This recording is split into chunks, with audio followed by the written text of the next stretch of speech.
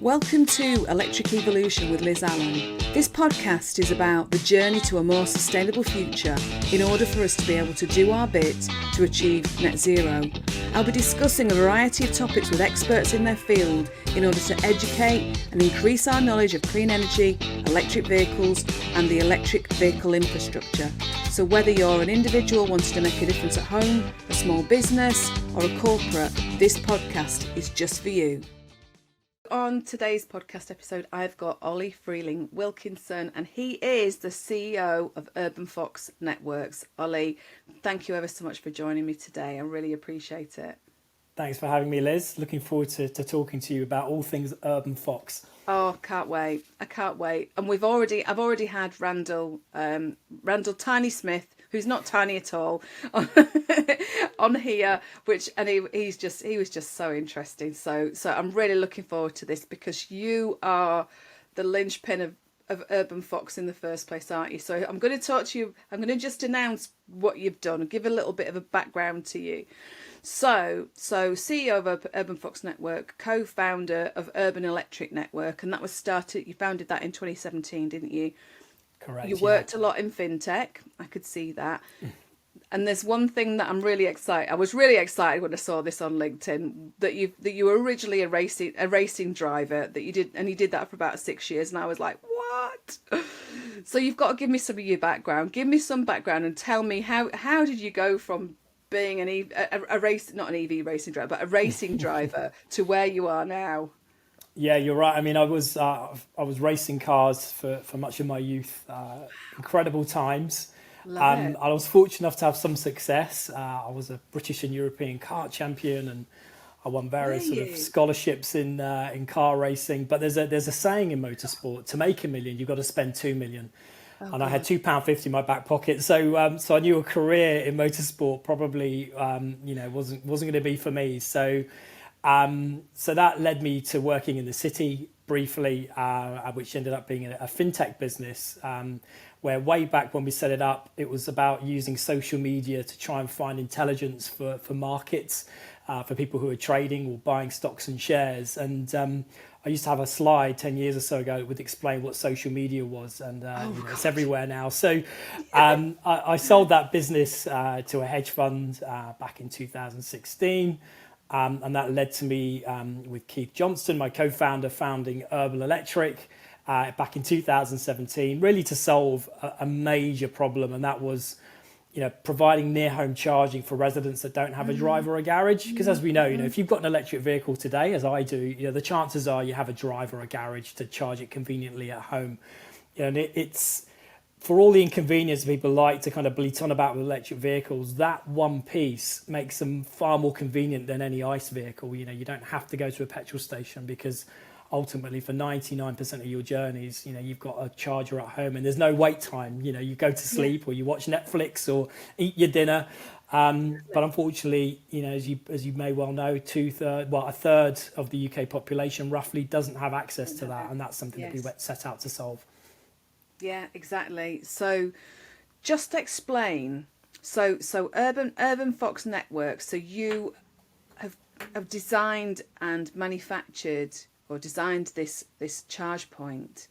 Just so you called it, before we started recording, you called it a retractable curbside charge point, didn't you? Explain to people who haven't seen this, because it's a piece of kit and I just think it looks so sexy. Explain what it looks like. I sound a geek there, don't I? No, not at all. So just for sake of clarity, Urban Fox, which is only a brand new company, only a couple of months old, which is a partnership between Balfour Beatty and Urban Electric Networks. So the charger itself was developed by a company I co-founded called Urban Electric Networks with Keith Johnston, who was responsible for the G-Wiz, some of you may remember, from well over a decade ago. So he's been in the EV space for many, many years. We've also got Calvi Taylor-Hoare on the team at Urban Electric, who set up arguably the world's first public charging network and charging back office. So there was a load of experience. And, way back then, even back then, it was clear that the places that needed electrification more than anywhere were our polluted urban areas. Anecdotally, I used to live in West London. I had neighbours who would tell me they were really interested in going electric, but the big reason why they wouldn't do it was lack of charging provision where they lived. That's because we all parked on streets. So there was clearly anecdotally, a problem to be solved, and that was backed up by all the data kind of showing, who was actually adopting electric vehicles, which is as true now as it was then, believe it or not, is people generally with a drive or a garage. And so we set about, for the first year of our existence, literally talking to local authorities or end users or anybody who could be affected by the deployment of charging infrastructure on the streets where they live. And we spent a long time doing it because we wanted to really understand the pain points and the challenges from everyone's perspectives, so we could factor that into our business and our product development moving forwards. And this was to de-risk the proposition, because my previous business, I made all the mistakes that you can imagine. We had a great technological idea, but we didn't really test the solution in the market anywhere near thoroughly enough. And that was something that we were keen to learn from. I was keen to learn from with my next venture, which was Urban Electric. So, one of the key themes that kept coming back was around street clutter. You think about leafy suburb streets, and pavements, which are, rightly for pedestrian use. Having a proliferation of bollards wasn't really on the top of people's wish list, despite the fact we wanted to go electric. And we could understand that. We've seen with parking meters, if you remember, they used to be everywhere, and they've been sort of slowly, but surely they've disappeared from our streetscape, and for the better, as it's all kind of moved app-based. So we realised, there was a problem. People didn't like the existing solutions out there, so we needed to come up with an answer. And that led finally to what we see now, which is a UE1 retractable curbside charger. But there's a whole story of why it is designed the way it is. Why is it retractable? Why is it not just a simple thing you plug in the ground? And I'm more than happy to kind of elaborate about why that's the case. Please do. I'd love to hear about this. Yeah. So I guess, where we started off with the design was something super simple, literally a socket in the ground. We thought, isn't that great? Just bend down and plug in the ground, no moving parts. Let's do that. But we very, very quickly realized that, there were several challenges to that approach. One was around electrical safety. Having sockets at the ground level is not desirable for obvious reasons, particularly in a rainy country like the UK. Oh my God, can you imagine? Yeah, and actually there were, the BS guidelines or rules at the time stated a minimum socket height of 50 centimetres in the public domain. So we obviously took that very, very seriously. So it almost immediately ruled out something being in the ground. Yes. Then there was, trip hazard risk as well. Of course, the lower you have something, particularly with trailing cables, the greater the risk of trip hazard to pedestrians. And so the last thing we wanted to do was develop something, even just to 50 centimetres, because that's still quite low, that could be hit by pedestrians. And so again, that was another huge factor, safety. The final factor was around making a charge point accessible to everyone.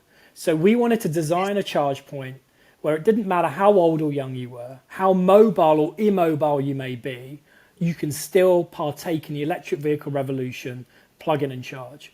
So again, that negated anything that required bending down or pushing things into the ground, which is why the retractable curbside charger reverted to a bollard, essentially, that rose to a height.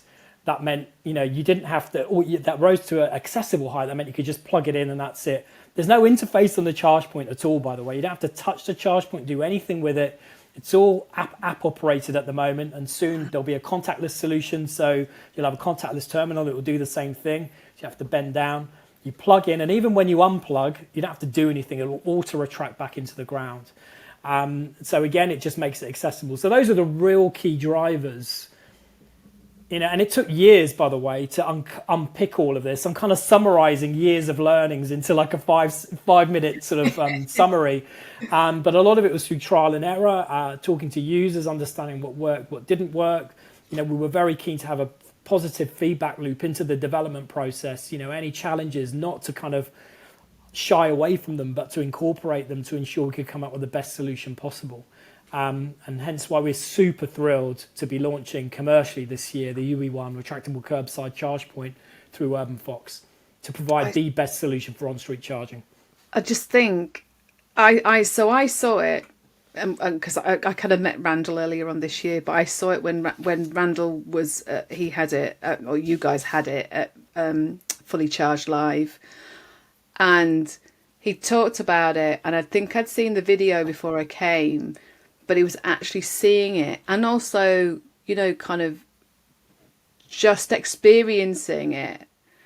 I just thought that it kind of glided, you know, it did really, you know, it wasn't like one of those dodgy old lifts that you think of. Do you know what I mean? It just glided up and then back down again. I just thought that in itself, it just looked really good. You know, Thank you. I mean, go on, sorry. I was going to say, I mean, it's you know, again, through trial and error, and you know, you've got moving parts and different materials and tolerances, and so again, you know, it's why it's taken so long to come to market. We've spent 5 or 6 years really testing that, because everyone's mindset will be, it's got moving parts, it's not going to be reliable, it's not going to work. And actually, from our pilots, we've had Innovate UK, the UK Innovation Agency, backing us up until now. Brilliant. Without their help, we wouldn't be where we are, so we are eternally grateful to them. And it's a fantastic program. But throughout all our pilots, I should say, not pirates, we had above industry average uptime. You know, this is for prototypes that weren't necessarily perfect. And so we had 99.4% uptime across trials in Dundee, Plymouth, Stafford, amongst others. So, you know, and this is in all weather conditions, like minus 10 degrees, you know, snow and ice, all the way up to 40-degree heat days, to really stress test this product, which is why Balfours were involved. You see, they like to do their due diligence. They are, you know, known for being quite risk averse, and ultimately, you know, all of this factored into their decision to back, you know, what is now Urban Fox. I mean, they've been around for so many years. How you must have courted them for some time, because I can't imagine that being an overnight success. You know, and like you said, stress testing, etc., etc. How did Balfour Beatty get involved? Because I mean, this in itself is massive for a young company like yourself, you know, or yourselves, should I say? Yeah, I mean, it was. I mean, we are absolutely thrilled to have Balfour Beatty. I'm not surprised. Yeah, partnering with us through Balfour Beatty Investments, who have committed 60 million of capital, with another loads more millions to come. You know, as we grow the business. So, you know, for us, when we were looking to commercialize our product, I guess it's fair to say that the sector as a whole is attracting investor interest. Yeah, everyone can see it coming down the line. So now for us, it was a question of, you know, do we talked to all sorts of investors, and they all had their strengths and weaknesses. And the thing that attracted us to Balfour Beatty was the delivery aspect. You know, there's a lot of investors who are financial investors, but actually what we realized we needed when you're talking to local authorities to deliver a long-term infrastructure project for, you know, many decades to come, not just the next few years, they want to de-risk that delivery project. And so what they're looking for, regardless of technological solutions, are a partner that is almost a safe pair of hands. Yeah. You know, Balfour Beatty's are over 100 years old. They've been delivering on multi-billion-pound infrastructure projects for decades. And so nobody's going to question why they did a deal with Balfour Beatty, you know, the local authority. So for us, that was super, super important, and something we recognise that is almost as important as our unique solution. And of course, with Balfour Beatty's backing, with that delivery partner aspect, we're about near home charging, so we are agnostic actually when it comes to the actual solution people plug into to charge. So we're not here to shoehorn a local authority down the retractable curbside charging route if it doesn't make sense. You know, for us, it's about making sure we pick the right locations for the right use case and install the right solution to ensure the network is sustainable for the long term and serves the needs of the communities in the way that we hope. So there's a huge amount of benefit with Balfour being a partner of ours, and we're starting to see the fruits of that now. I think it's amazing that you've got that, like I say, that you've got this far. Just talk about some of the pilots that you've run. So you've run pilots in Oxford, Dundee, Plymouth and Staffordshire, haven't you? And I know you just said it, Innovate UK backed them. So how did that, how many charge points were you putting in, and how long was the pilot? So Oxford was our very first pilot way back in 2018-19. Wow. And it was where we literally started the project with a blank sheet of paper and then installed some chargers on a typical residential street in Oxford, and proved the concept. And from that, we were able to secure further funding from that was Innovate UK. And it was a relatively short-term project in terms of live operation, 6 months, to give us some learnings to take to future project development. And we were fortunate enough to win further Innovate UK backing to the tune of roughly £5 million to do an extensive pilot across Dundee and Plymouth City Councils, as geographically far away as almost possible. Oh my God, yeah, of course. But both in different environments, quite harsh, sea, close to the sea environment. So, and those pilots went on for over a year. We've still got chargers, believe it or not, in Dundee, albeit, very early prototypes that are still operating in a couple of sites in Dundee. And they've been in there since the autumn of 2020. And so they were never designed to be in the ground that long, but but we are going to be replacing them soon with production units. So we had amazing learnings and an experience that most companies bringing a new product to market never get, where you get to test in a real live environment over an extensive period of time a product in all kinds of weather conditions and with all kinds of users before you actually commit to going to commercial production. And that was absolutely invaluable, and the products that we started with, I think we share less than 1% of the components with our production unit moving forwards. Such was the extent of learning throughout these trials. And it's just been fantastic for us. I must say that the pilot we did in Staffordshire was via Amy and a project called Simulate. Okay. And it was in a slightly different use case. It was using a public library car park for charging needs for a local housing estate. And again, that was super successful. But yeah, and that trial lasted 6 months as well. And actually it was through the hottest days of the year, which was is interesting. But at least you didn't have seaside and kind of all the kind of the weather that comes with the seaside sort of like town. Absolutely. To kind of deal with in Staffordshire, would you? And again, this is all about de-risking the proposition. We can now go to local authorities, albeit with early versions of our unit, to say we've had incredible reliability and uptime. And I think one of the most important things that we as charge point operators need to ensure to help the electrification journey for everybody is a reliable network. We don't want to be going back to the days of turning up to charge points so they don't work or whatever it is, or hard to access, so you haven't got the right cable or card, whatever it may be. We want to move away from that and make it as easy and reliable as possible. I totally get you, because, and I always say this to everybody, there's just this negative press out at the moment about the charging infrastructure, isn't there? And I think it's right. Some areas are fair. Absolutely, yeah. But some are very unfair, and the fact that they don't recognise what's going into the infrastructure itself and how it's evolving.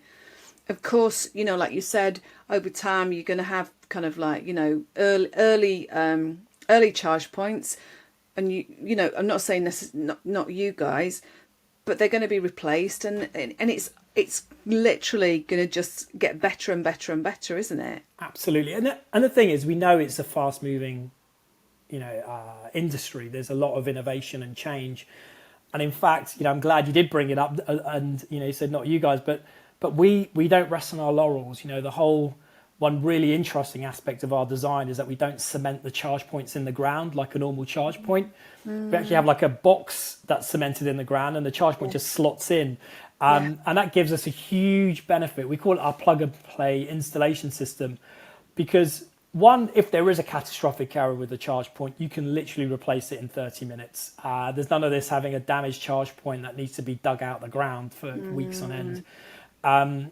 But also it means it leaves room for innovation. So, it's completely modular in design. So there may be vehicle to grid, there may be, I don't know, wireless charging that also becomes adopted. And so what we've tried to do is ensure that any technical innovation that gets thrown our way, we're able to adapt with minimal disruption to residents and pedestrians, even to the extent where we can install the provision for chargers down a road, put in a couple of chargers now, and as demand dictates, literally drop in a new charger in 30 minutes. If the demand goes through the roof, we can start to increase provision, and sustainably so as well, again, because we're not digging up the roads again. We've done it all up front. We're using a sustainable power supply, the low voltage network, which is really important in our delivery model for near home charging. There's always talk about speed and power, and which is relatively valid for en route journeys. I don't know about you, and I've been en route journeys in electric vehicles. Sometimes I get an alert on my phone to tell me I need to get back to my car before I've even finished buying my sandwich or going to the toilet or grabbing my coffee.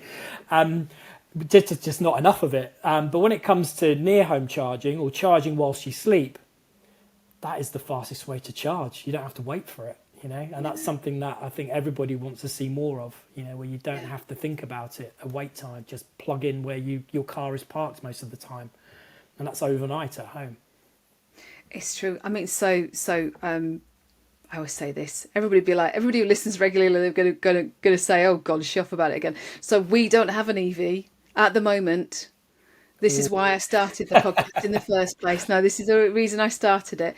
But what we do have is, so we've got solar panels and a battery, and we have a charge point at home. Oh, brilliant! We've just got to wait until our son passes his driving test.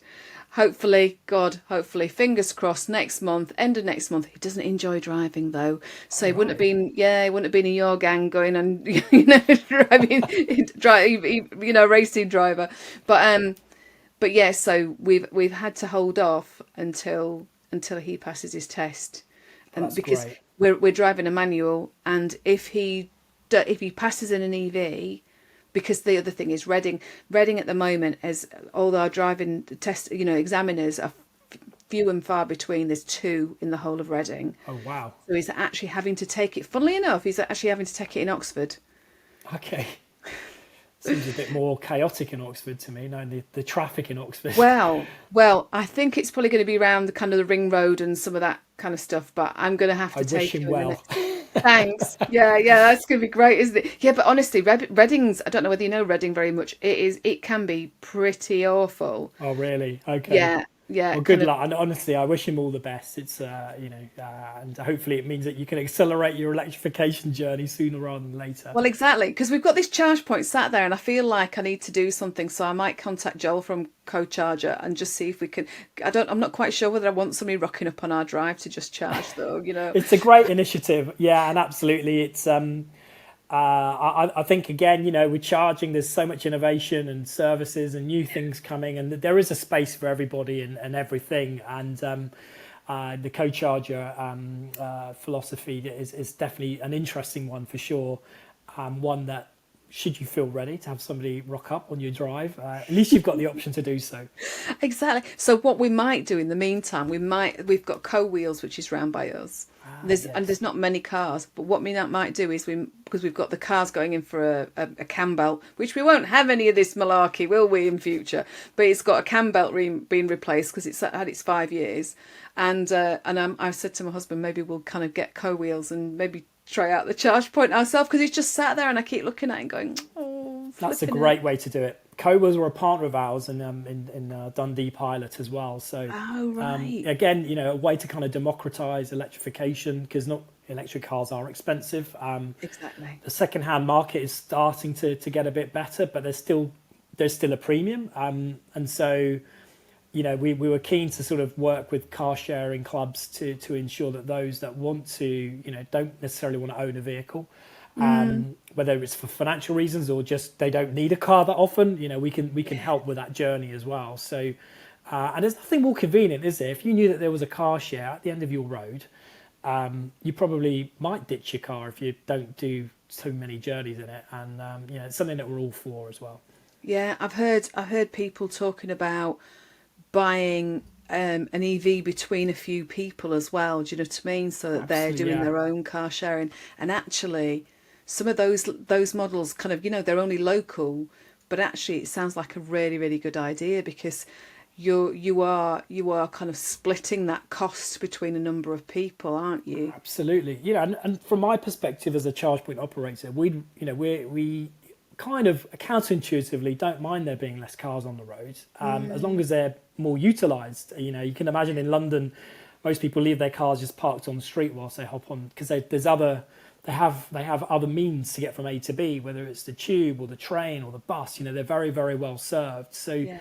the less of those parked on the street, and if there are just a couple of car sharing ones at the end of the street that are used more often, we're all for that as well, particularly in urban areas. So, it's something that we're really keen just to keep sort of looking at and exploring and talking to various partners about. Yeah, I think it's a really, really good option. Just going back to the councils though. Yeah. So the funding that councils get, so you've got Levi funding and you've got Orcs funding that comes from central government, doesn't it? Yeah. But then people talk about kind of fully funded solutions coming from the charge point operators, Yeah. when in relation to local authorities. So can you explain how that bit works? How does a fully funded solution from a charge point operator work compared to Levi? How do they all kind of fit together? So fully funded solutions are where that charge point operator will literally pay for everything. The installation, operation, maintenance of charging infrastructure for however long an agreement is, typically quite long term, 10, 15, 20 years. It's more typical in the rapid charging space because it's a relatively more straightforward business case.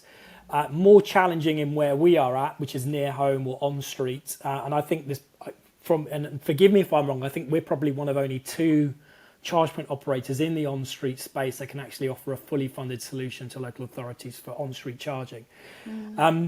So the way you attract your the investment will always look at, can we make a return, and how long does it take? And typically at this point of EV adoption, it's a very expensive exercise, to install these units and to operate and maintain them. And you're probably not looking for any kind of payback for anything from 7 to 10 years, which is why there are long-term agreements with local authorities in place to facilitate that. But first and foremost, it starts with, can we make it work privately, based on X contract terms? And then when the government funding is there, it's almost like a bonus. You don't have to use it, for one, but two, if you do use it, it's something that maybe you work with the charge point operator to do it in a strategic way. Maybe areas where there aren't many vehicles, and there's a political reason why charge points should be in a certain area, whatever it may be, and that's where that funding works really, really well, I think. But ultimately, we can work with it, as can any other charge point operator, because our standing point is that we have to pay for everything anyway. Now, I think the important thing from a local authority's perspective is this funding pot is here now, but I think as is becoming more and more apparent, and I don't want to sort of talk out of turn here, is that could well be it in terms of funding from central government for charging infrastructure in the UK. And so local authorities now need to be thinking, who am I going to be partnering with? So whether it's to leverage this near-term funding or not, but who can I partner with now that can not only exploit that near-term funding, but also be with me as a partner for the long term to continue the growth of the network? Because the unfortunate consequence of government funding is you get a splurge of cash. It has to be spent by a certain time. Yes. So you get a boom and bust. And there's often not a huge amount of strategic thinking behind it. Not in all cases, but in some cases that is very much definitely true. So, and what we're trying to say to local authorities is, look, you need to be. Let's just take a step back and be a bit more strategic about this, because ultimately you don't want to boom and bust where you hire people and then say, right, that's it now. We've installed 100 charge points, and we'll contact you the next time we need to install chargers, what you need to do is come up with a long-term delivery plan to say, well, what do we need to full electrification? And these things will change, don't get me wrong. What do we need in the next 5 years? What does that mean on a month-by-month basis? And then it becomes much more sustainable. It means it's a more gradual network growth, just ahead of demand. It means that there's sustainable employment opportunities. It's not boom and bust. You kind of you're talking to a civils contractor and saying, right, this is the next 5 years worth of work, and you'll be installing X amount of chargers every month for the next X years. And so these are things that we're trying to talk to local authorities about now. Now, keep in mind, we're only a couple of months old, so we've got a lot of work to do. And there is this dash for cash, as it were, at the moment. But it needn't negate a more strategic approach. And it'll be for the benefit of everybody if we can just do that now rather than think about it later. No, I mean, like you say, the long-term approach, it's kind of it's kind of a hand-holding approach in a way, isn't it? But it's actually, no, not hand-holding. It's the collaborative approach. It's a partnership, totally. Yeah. It shouldn't be a them and us. It's, we're in this together. From our perspective, we're taking a huge amount of financial risk and bringing a lot of investment into an area. So it's in our interests as much as anybody's that this works. The last thing you want to do is over-install charges as well, because that can also have a negative effect for the community because, particularly if you're trying to carve out charging bays, there's parking pressures, it can, and there's lots of disruption with that. You kind of want it to be gradual and bring the communities along with you in a way that appeases everybody that this can affect, whether you're an EV driver or not, or anti-car or not. Yeah, and I think that moving forward together, I mean, I suppose when we talk about local authorities, how easy is it for them to make those decisions? Yeah, not easy at all. As you can imagine. I know that's a bad question to ask. Yeah, isn't no, it? I knew it was. But it's valid. I know OZEV, Office of Zero Emission Vehicles, are trying to address this. By coming up with a bit more kind of centralised thinking to help local authorities as they plan for an electric future. But ultimately, every local authority is different. You almost got to look at them as different countries in many ways. They all have different ways of thinking about this problem to solve and how they might benefit from it, how they might want to generate revenue from it or not, how they might want to serve the communities, what their skin in the game may or may not be, all the way through to how they feel about contractual arrangements to make it happen, and how comfortable they are with longer term agreements or not. And not only that it's different individuals in different departments sort of calling the shots across different local authorities. So it's starting to change. The great thing with the Levi Fund is it does provide funding for resource at local authorities to actually bring in resource to kind of make this a bit more joined up. But it is a very difficult place for them right now, and we understand that they're under-resourced effectively. And this is where we can help. First and foremost, we want to be a trusted advisor. And this is why we don't try and suggest, look, you must use our solution every time. It's kind of just trying to take a step back and come down with a top-down view of what we think the community needs for the next X years, and ensuring that we do the right thing by the community. And that's number one. And we think that will feed through to our delivery model and the way we want to do things in a sustainable way. So, but there's a lot of work to be done still. Anybody involved dealing with local authorities as a CPO will tell you the same thing. Yeah, I do hear this a lot from across the sector. You kind of see it on social media. You talk to various people, and I know local authorities and central government. It's a machine, isn't it? And it takes a while for things to move forward. It's a bit like kind of. Do you remember the container ship that got stuck in the Suez Canal? Yes. It kind of reminds me a bit of that, really. It is, ultimately local authorities aren't going to be quick to move. No. And even when you have champions of people that want to move quickly, they're working with other departments and whatever. Procurement is an issue in terms of making that more streamlined, because it is a painful process for local authorities. And unfortunately, a lot of the framework are almost widgets contracts, for want of a better phrase, where you kind of buy nuts and bolts, but you're not here. This is very different. This is a service. In many ways now it is being funded by the private sector. So we need to kind of have new thinking about how we should approach this in a more efficient way. And these conversations are occurring at a local government as well as central government level, but it will take time to filter through. But we're confident, particularly with the likes of Charge UK now coming into fruition, the new industry body for charge point operators. And these are all private charge point operators. Most of them can offer fully funded solutions. So we're all kind of singing off the same hymn sheet when it comes to the message that we want to get across.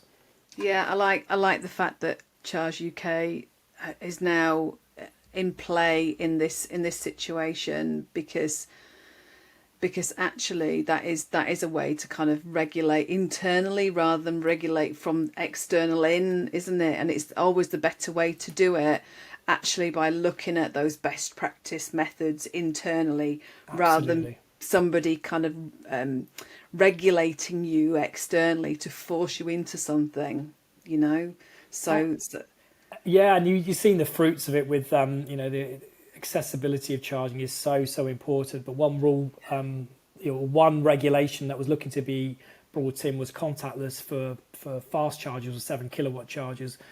And that was changed because of Charge UK saying that this would actually create a lot of cost for the end user. When we're trying to take away cost and normalise pricing or bring it closer to home to those that have a drive and those that don't, but you're introducing more costs into those that don't have a drive. So it means that the pricing gets further and further away when ultimately we want to bring them closer together. And so that was an example of Charge UK having a influence quite early on. And that's brilliant, because that's what you need, isn't it? You really, really need this. It's going to make such a difference to the industry and the sector and the end user, because when it comes down to it, we want people to use these things, don't we? Absolutely. And we're all for better user experience, and don't get me wrong, but there is a cost element. Ultimately, people are price sensitive, and we do need to just think about that. But one thing I will say though, you often get very, very headline numbers saying, well, it costs me 30 pence a kilowatt hour to charge at home versus 50 pence on a public network per se.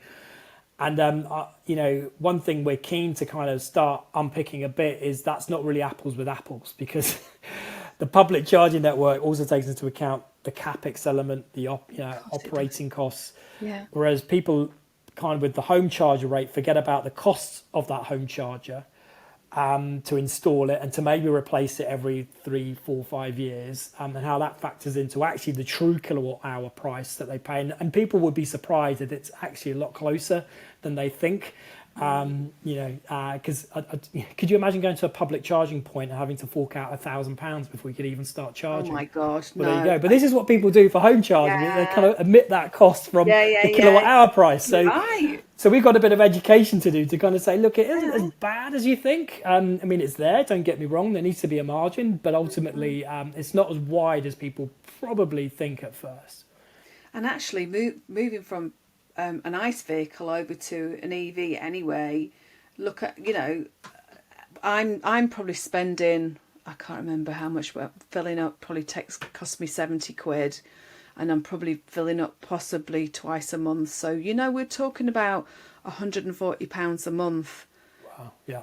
Just to fill an ICE vehicle up, do you know what I mean? So actually the cost to charge, and luckily, like I said, luckily we've got the home charge point ready for with us. The solar as well, so you'll be and the solar charging off the sun. It'd be great. Exactly. So that is brilliant, and I can't see us having to use en route charging too often.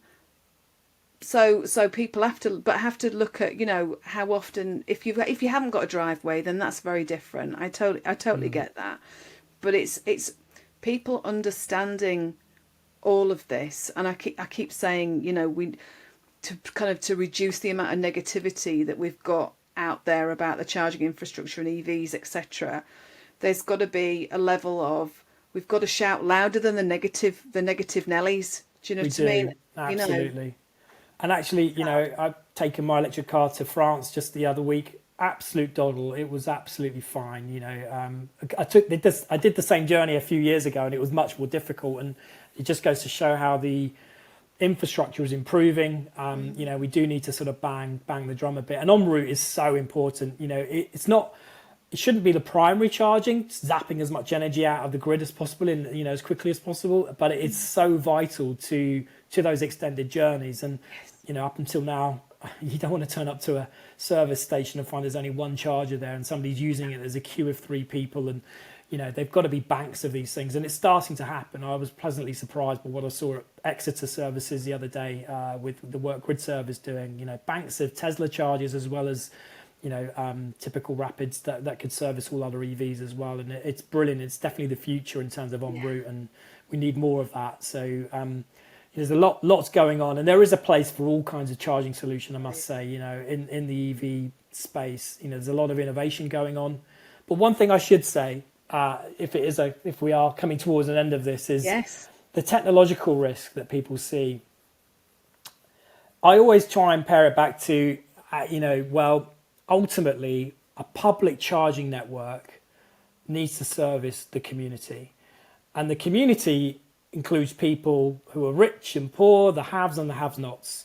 And so I always try and say to local authorities, don't be seduced by the worry that wireless charging may come online or whatever it may be, because ultimately in 15 or 20 years time, you'll have low-income households buying their 4th or 5th hand Nissan Leafs or Tesla Model 3s, because there's so many of them on the road at the moment, who will need to charge in the public domain, and they have the humble socket and cable, and whatever happens in 20 years time, you will still see the humble socket and cable everywhere, because ultimately this electrification journey needs to include everybody, and not those with the latest and greatest. So they're great for the headlines, great for trying to convert those that may be skeptical, but ultimately infrastructure needs to work for everybody. I love that. That's you're right. It's so true. It does have to work for everybody, and like you say, not everybody has a brand new mobile phone, not everybody has a brand new laptop, not everybody has a brand new car sat on their drive. Currently an ICE car, even there are people, it's going to take years and it's going to start trickling down, isn't it? So yeah, good for you, Oli. That's an excellent way of actually finishing.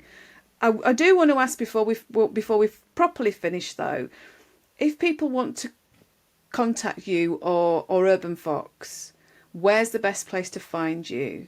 So you've got your website, haven't you? We do, yeah, which is urbanfox.network. So that is probably the best place. And we have a contact us form there at the moment. I've got my personal email on there as well. If people want to email me personally. Luckily, I've not had that much spam yet, so it's all good. But yeah, by all means, do reach out to me personally if you have any questions. We are just starting on our journey. As I say, we're only a couple of months old. We're always receptive to the public saying, look, we're going to talk to our local authority about what you guys are doing, and we think they should be made aware. It always sounds better coming from you guys than it does from me. We're an open door right now. And any suggestions that you have, anything that you like and things that you don't like about charging networks at the moment, we've got a great opportunity as a young business to factor all that learning in to ensure that we can build something bigger and better.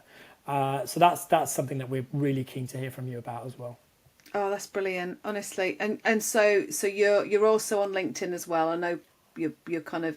I know Randall's always quite regular. Randall is very vocal on LinkedIn. He's like our LinkedIn guru. I must profess, I'm not the biggest social media user, but I do appreciate it. It's super important. But yeah, I'm on LinkedIn. My email's on the website. If you see anything about Urban Fox on LinkedIn, it's probably from Randall. So feel free to reach out to him as well. It will be. Now, so you're also on Twitter and Instagram, but that'll probably be building over time anyway. But absolutely. Yeah. But listen, this it's just been such a pleasure talking to you. I've really, really enjoyed it. You've been such a refreshing. Your outlook on all of this is so refreshing. It's fabulous, honestly, and absolutely. I know everybody who's been listening and watching will have really appreciated this. The way that you've spoken about all of this, the way that I have. So thank you ever so much, Oli, for your time. Thank you, Liz. I really, really appreciate you having us, and good luck with the podcast. We'll definitely promote it. Hey, thank you very much. Thank you. And listen, to everybody else, I'm going to see you next time. I hope you've enjoyed all of this, and goodbye for now. See you next time. Bye. You've been watching Electric Evolution with Liz Allan. Don't forget to subscribe and click on the bell icon, and you'll receive all of our weekly videos. Thanks for watching. See you soon. Bye.